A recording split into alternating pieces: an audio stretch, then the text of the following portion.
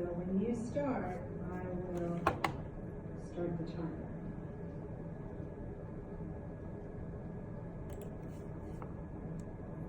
Your phone's on? Yes.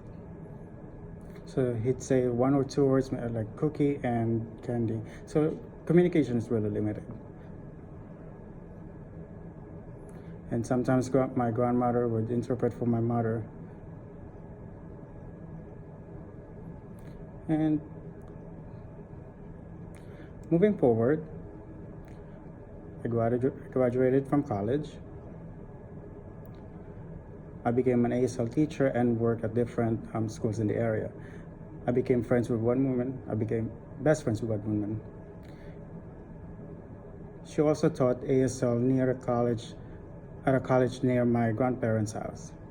After my grandfather passed away, I decided to stop by and visit her either before or after class.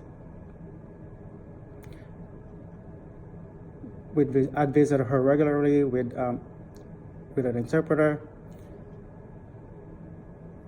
And there's like really one time where I enjoyed having conversation with my with my grandmother.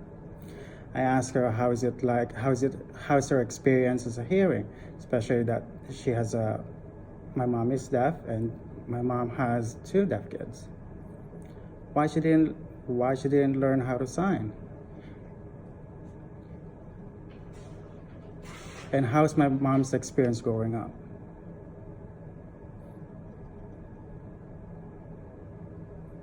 And oh boy, I learned a few things just from that story. So she said that my mom graduated from deaf school. It's during World War II. She had a good job. She had a government job, and she earned quite some money. She lived with my grandparents because my grandparents are not really wealthy, so she'd support them financially. My grandfather worked at one job. He worked as a restaurant server.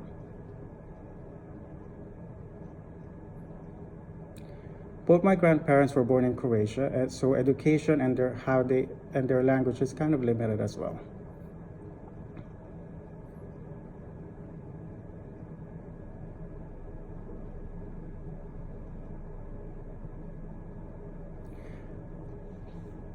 There's one time I found out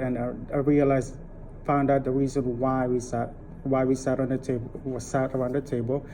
Both my grandparents would sit around at both ends of the table, and everybody's in between. My parents can only speak Croatian, while my uncle and aunt can only speak English.